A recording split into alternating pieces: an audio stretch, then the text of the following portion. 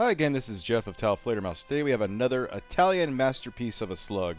This is known in the United States as the DGS-12 slug. I believe DGS stands for Dangerous Game Slug.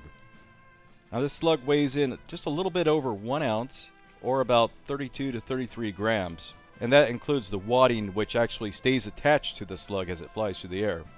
We've already tested two of its sister slugs, I guess you could call them, the LBC Sabo and the heavy-duty Thunderbolt, all made by the same company. The LBC Sabo is very similar to the DGS-12. You can actually see the similarities between these two slugs. The only difference is the one on the left is a 20 gauge version put on a 12 gauge wadding. They added some Sabos to fill the space and created a whole new projectile. The DGS-12 slug is a bit heavier, doesn't require Sabos, and is actually a little cheaper than both the Thunderbolt and the LBC Sabo slugs. Now if you're a shotgun shooter in Europe, you're probably familiar with these under a different name, the Bora... Proiettile. Thank you, I can barely pronounce Spaghetti. So what's up with the weird wadding connected to the slug that we see in the Brennekes, the D-Duplex, the Gualandis, the Polivas, and etc.? Because in Europe they use smoothbore shotguns and you have to rely on drag stabilization rather than spin stabilization, and that's how they do it. An Italian viewer named Emiliano is an avid shooter. He reloads himself, and he's been kind of schooling me about shooting shotguns in Italy and sharing me a lot of photos. This is the kind of grouping that he gets using those LBC Sabos, and that's out of a smoothbore shotgun. That's pretty impressive. Now so far we've been able to show you the very smooth, stable flight characteristics of both the LBC Sabo and the massive Thunderbolt slug. Both slugs flew very stable through the air, and as I've always said, a stable slug is going to be an accurate slug. So next we'll have a look at the DGS-12 slug. Proiettile. Greg is shooting about 20 yards away using our Benelli Nova. No choke, no rifling, no rifled choke, none of that stuff. No rifling, no rifling. Wow. Wow. Now this time I didn't load these up real hot. I kept them around 1250 feet per second just so we could try to get better imagery with our cameras for the most part. Now we were shooting at a fiberglass ballistic panel ready to stop 9mm bullets, and somehow that thing stopped this slug, and I think that's kind of impressive.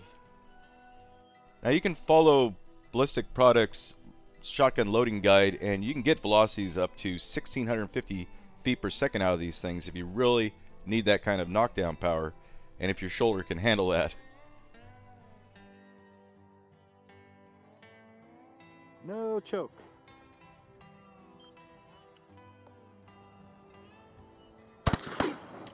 Wow. That went right through. Yeah.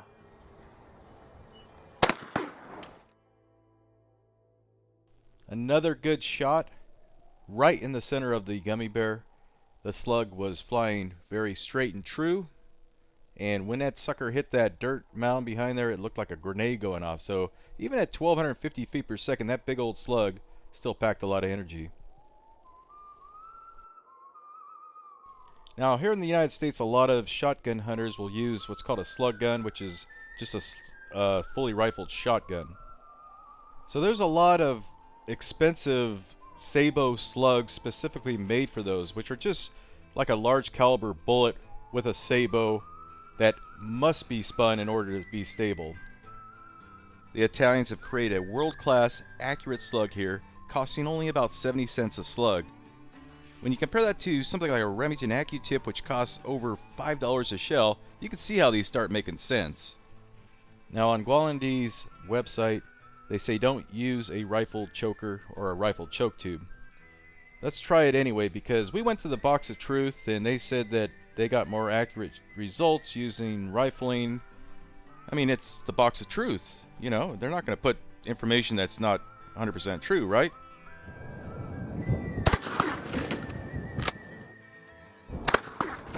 Now in the first two shots we saw a nice flat trajectory. This one, not so good. You can see the slug kind of wobbling around actually diving down a little bit. You can blame the shooter all you want, but the fact is you can see it happening here. Now when you take a slug that's designed and perfected to shoot out of a smoothbore shotgun and you put a spin on it thinking you're going to help, well, it's kind of like pouring chocolate sauce over a fine steak. You just kind of jack things up. You just added a whole bunch of complexity to the situation and you didn't make things better.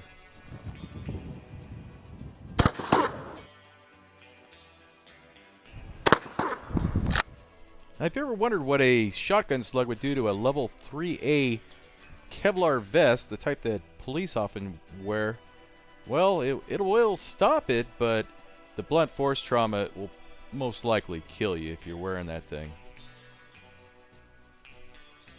Now, Greg was aiming at the center of that label, and you could see that it veered off to the left a little bit.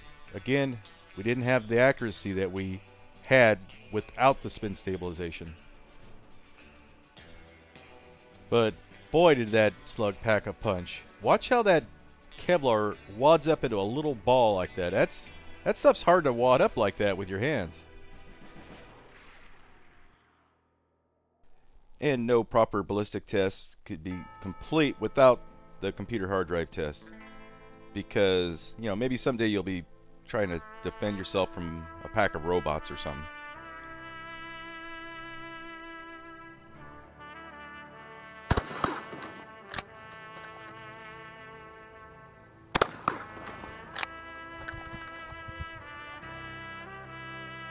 Once again, the slug isn't completely accurate, a little bit low and to the left.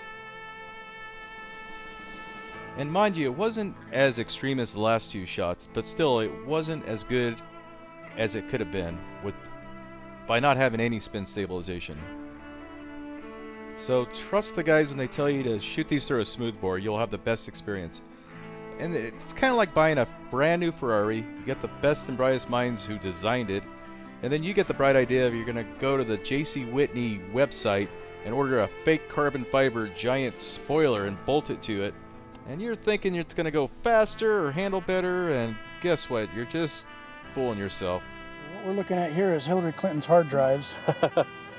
We were commissioned to destroy these. Dangerous Game slug passed right through the first one. Started tearing up the second one. Embedded itself in the third one. Ripped out the back. Ripped out the back and left a dent in the fourth one. Pretty good. Not bad at all. It's Thinking mangled. It's some hardened lead though. Look how I hit the. I mean, there's all kinds of pieces of hard drive that it knocked out. It's funny that it hit right above that little Yeah. that little knob, that little Allen screw. Yeah. Coming up, we've got a very cool slug. It's a steel expanding slug made by Gualandi. I know I'm saying your name wrong, I'm sorry. And these will be sold by Ballistic Products. And I want to thank both of these companies for providing these slugs so we could test them out and show them to you guys. We didn't take any money from them. We just offered to test their products for them and give them a little publicity. And there's nothing wrong with that. Hope you enjoyed this video, folks. Thanks for watching.